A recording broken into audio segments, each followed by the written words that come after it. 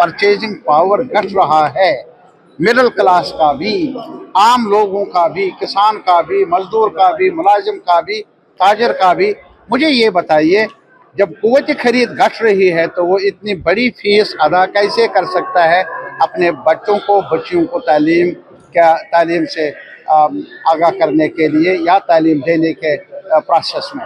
वो पीछे रहेंगे, वो नुकसान रहेगा पूरी सोसाइटी के लिए। इसलिए मैंने मुतालबा किया हाउस में कि एजुकेशन को एक प्रायोरिटी सेक्टर के तौर पर लेकर सरकार की जिम्मेदारी है कि वो जो हमारे सरकारी यूनिवर्सिटियां हैं, कॉलेजेस हैं, स्कूल हैं, उनको वाइब्रेंट बनाए। स्टाफ होना चाहिए, स्टाफ के अलावा सुपरविजन होना चाहिए ताकि देखभाल भी रहे और मावनत भी रहे, तब जाकर हमारे एजुकेशन सेक्टर में जान पैदा हो सकती है। बहुत बहुत शुक्रिया।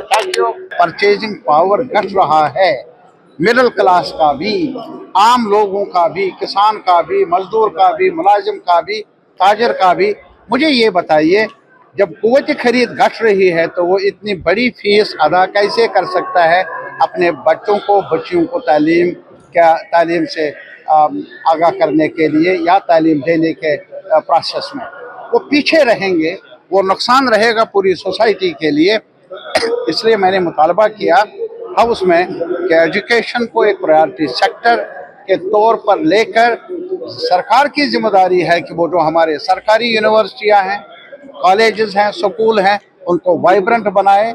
स्टाफ होना चाहिए, स्टाफ के अलावा सुपरविजन होना चाहिए ताकि देखभाल भी रहे और मावनत भी रहे, तब जाकर हमारे एजुकेशन सेक्टर में जान पैदा हो सकती है। बहुत बहुत शुक्रिया। परचेजिंग पावर घट रहा है, मिडिल क्लास का भी, आम लोगों का भी, किसान का भी, मजदूर का भी, मुलाजिम का भी, ताजर का भी।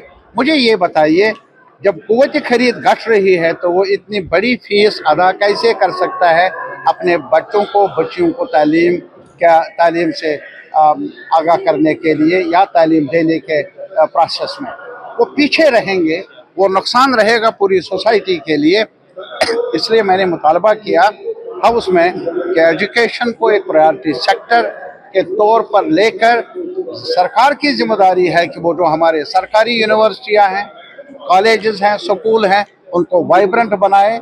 स्टाफ होना चाहिए, स्टाफ के अलावा सुपरविजन होना चाहिए ताकि देखभाल भी रहे और मावनत भी रहे, तब जाकर हमारे एजुकेशन सेक्टर में जान पैदा हो सकती है। बहुत बहुत शुक्रिया।